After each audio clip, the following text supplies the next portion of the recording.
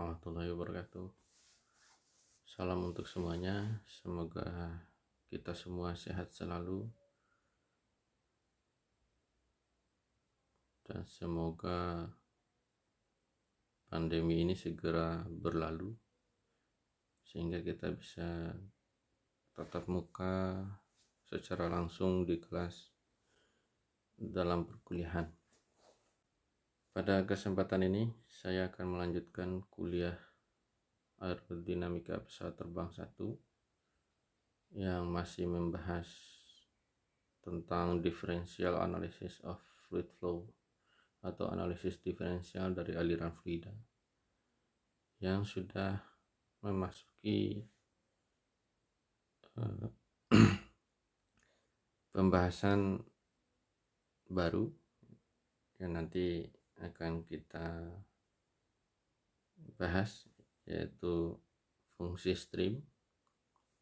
Tapi sebelum sampai ke sana, saya akan mereview materi sebelumnya.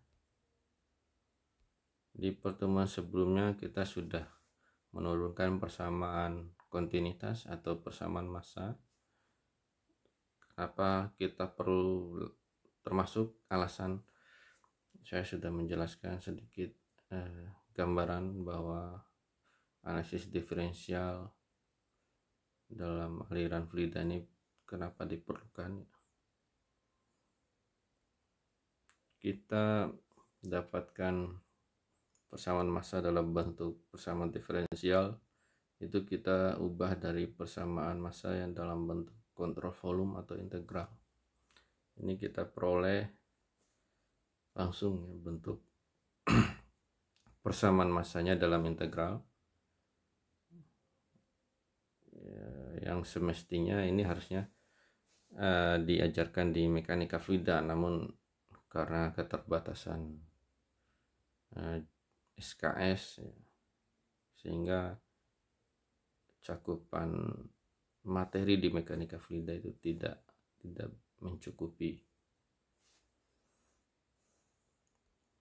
Ada dua metode yang kemarin kita gunakan untuk menurunkan atau mengubah dari integral form menjadi differential form untuk persamaan massa atau persamaan kontinuitas ini. Yang pertama adalah metode divergence atau Gauss theorem. Jadi metode yang ada tanda divergence ini kita gunakan.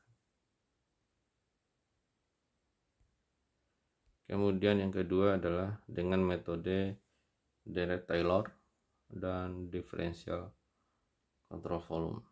Kita gunakan dua metode ini sehingga kita peroleh persamaan kontinuitas ini bentuk akhirnya, baik dengan metode divergence maupun atau metode Gauss ataupun dengan metode Dirac-Taylor. Dalam beberapa literatur atau dalam beberapa buku, persamaan kontinuitas ini ditulis dalam alternatif bentuk berbeda ya, dengan pernyataan total diferensial atau D kapital. Bentuknya seperti ini dalam pernyataan total diferensial. Kemudian dalam aplikasinya, persamaan ini digunakan tidak hanya pada Cartesian koordinat ya, karena ada beberapa kasus seperti aliran berputar, misalnya pada wingtip vortex atau pada angin puting beliung, itu analisisnya menggunakan cylindrical koordinat. Jadi dapat kita gunakan bentuk persamaan kontinuitas dalam cylindrical koordinat. Nah, ini ditulis dalam bentuk vektor yang atas ya. Ini Cartesiannya, kemudian kita ubah sehingga kita peroleh persamaan dalam bentuk non vektor untuk cylindrical koordinat. Khusus untuk persamaan kontinuitas ini atau persamaan massa ini ada dua special case. Yang pertama steady compressible flow, di mana kasus TD ini DT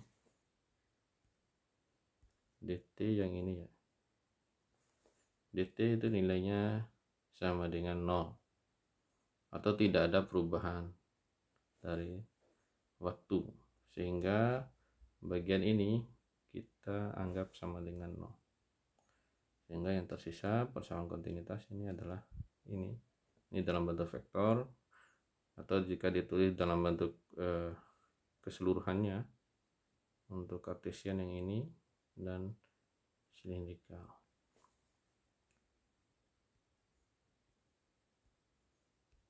Kemudian kasus kedua adalah kerapatan konstan. Ini kasus pada aliran incompressible di mana nilai d rho yang ini itu sama dengan 0 atau rho-nya sama dengan konstan. Tidak ada perubahan kerapatan. Sehingga persamaannya hanya tersisa ini dalam bentuk vektor.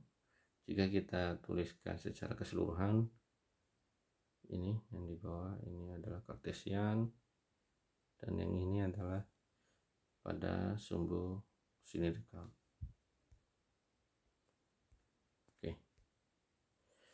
Persamaan massa ini hanya bisa kita gunakan untuk dua hal, jadi belum bisa kita gunakan untuk menyelesaikan kasus aliran fluida. Yang pertama, digunakan untuk menentukan apakah kasus yang kita temui ini atau aliran yang kita temui itu yang ingin kita selesaikan itu merupakan kasus incompressible atau bukan. Jadi kita menentukan bahwa alirannya incompressible atau bukan. Yang kedua adalah mencari komponen kecepatan yang belum diketahui. Misalnya aliran 3 dimensi arah X, Y, dan Z.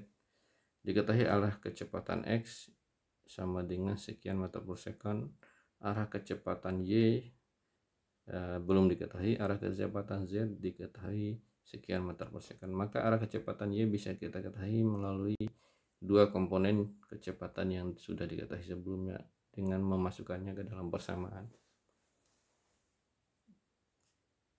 Jadi hanya dapat digunakan untuk dua hal ini. Oke, kita lanjut ke pembahasan baru pada kesempatan ini, yaitu stream function atau fungsi stream. Fungsi stream ini menyatakan garis aliran atau streamline.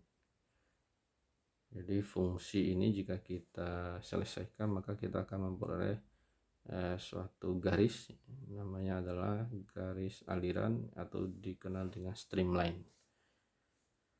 Fungsi stream ini hanya bisa digunakan untuk aliran dua dimensi. Misal persamaan kontinuitas untuk dua dimensi. Ini ada yang keliru ya. Ini dy. Di situ dx plus dy. Persamaan kontinuitas untuk dua dimensi. du per dx plus dv per dy sama dengan 0. Maka fungsi stream ini dapat menyatakan komponen kecepatan u dan v ini dalam satu variabel tunggal, yaitu fungsi stream atau variabel psi. Sehingga keuntungannya adalah jika dalam satu kasus kita mengetahui nilai psi, maka kita bisa mencari komponen kecepatan masing-masing u dan v. Jadi kalau kita gunakan persamaan kontinuitas, maka ada dua komponen yang tidak kita ketahui, u dan v. Sedangkan jika kita menggunakan fungsi stream, maka cukup kita mencari nilai psi sehingga kita dapatkan nilai u dan v dari psi ya. Jadi fungsi stream adalah untuk mempermudah dalam menyelesaikan kasus aliran khusus dua dimensi. Oke. Konservasi linear momentum atau persamaan momentum. Ini akan kita bahas di kuliah selanjutnya. Untuk kuliah ketiga ini saya cukupkan pembahasannya sampai di fungsi stream. karena jika kita lanjutkan ke linear momentum nanti akan cukup banyak pembahasannya disertai dengan contoh soal, sehingga ini kita lanjutkan di kesempatan berikutnya. Oke, demikian pembahasan pada kesempatan ini, semoga bermanfaat dan dapat dipahami. Wassalamualaikum warahmatullahi wabarakatuh.